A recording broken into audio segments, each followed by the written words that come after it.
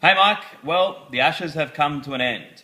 Last night I sat on this very couch and spent about 8 hours enthralled by one of the most interesting and unusual days Test cricket that there has ever been. It didn't look that way to start with. There was still rain about in the morning, there were still covers on the pitch, but eventually play did get underway and it was only half an hour late, although that half hour did turn out to be massively important. You might remember that I said Australia needed to take 6 more wickets before England scored 45 runs in order for them to be able to send England in to bat again. Well, that didn't happen. England fairly comfortably passed that target, and although they were losing wickets during the morning, everyone seemed resigned for the fact that the game was going to fizzle out. But shortly after lunch, Australia took the final English wicket. Australia had a lead of about 115, and it was very clear that something unusual was up from the moment that the Australian opening batsman walked out. They had moved Chris Rogers, the very slow batsman, down the order, and Shane Watson was opening, a clear indication that they were going to be very aggressive. And aggressive they were. They were swinging very hard. As wickets fell, unusual batting positions came up, and it became obvious to everyone that Australia was going to bat, score a few runs, declare their innings closed, risk losing the game in order to give themselves a faint hope of actually bowling England out and winning the game. And so it was. During the tea break, there was quite a dramatic moment when cameras focused on the Australian captain, Michael Clarke, walking up to the English dressing room, quaintly knocking on the door and advising them that he had declared his innings closed. So the situation was that England needed about 220 runs in 44 overs in order to win the match, and Australia needed to take 10 wickets. If neither of those things were to occur, then it would end up being a draw. So England started fairly conservatively. They kept their batting order the same, but they were scoring runs just a little bit more easily than they might usually do, and soon it became obvious that they really were giving this target a shot.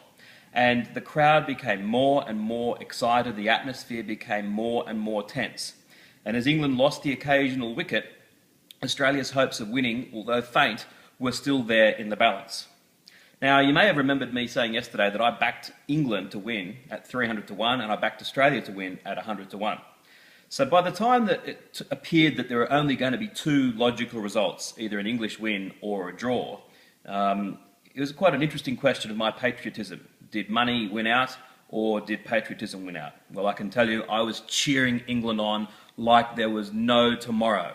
But thankfully, as the appearance of an English victory became even more likely, I was able to ring up and back the draw so that I was going to win no matter what outcome occurred. So England marched on, looking more and more likely to get a victory. The Australians became more and more ragged and trying to spoil the game and slow the game down. The crowd, after 8 hours of drinking, were absolutely off their trees at the moment, and it was a really pulsating, amazing finish. As an aside, what ended up happening was that more runs were scored on this day than in the final day of a test match in all of the 133 years of the 10 test-playing nations going head-to-head against each other. Quite a remarkable statistic. With 4 overs to go, England only needed about 24 runs and looked absolutely certain to get them. But what had not escaped anyone's notice was that we were now so late in the evening, and with the large oval grandstands blocking out the sun, that it was becoming quite hard to see. And the rule is that if on an earlier day's play, the umpires have decided that bad light has taken place, they take a light measure out and measure what light occurred. And if that light level gets to that level again, then play has to be stopped. And so the amazing situation, this flimsy-looking umpire standing, squinting, holding a light meter up to the sky, and the English crowd suddenly realising that with about 15 minutes left between them and victory, and really it was broadly, easily able for them to bat, the umpires were going to enforce the letter of the law, and sure enough, they said, "That's it, fellas, it's too dark, we're going to go off." Only cricket can do this. It would be like, I don't know, in a soccer match, in the World Cup, halfway through a penalty shootout, 3-all, dramatic moments, the referee saying, "Look, we don't want to damage the grass anymore, let's call it off." Except, of course, the football match had taken 90 minutes. This had gone on for 5 days. But that's the way it was, and that is cricket. This crazy, wonderful, insane game that it is. And so England were presented with the Ashes. Not the real Ashes, they're too fragile, but this a little replica, which is actually bigger than the Ashes themselves.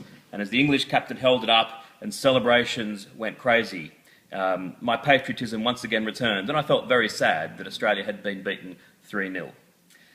The Oval Test match is always the final Test match of the English summer. Amazing historical events have occurred on that little cricket pitch right in the centre of the ground. Don Bradman played his last innings there.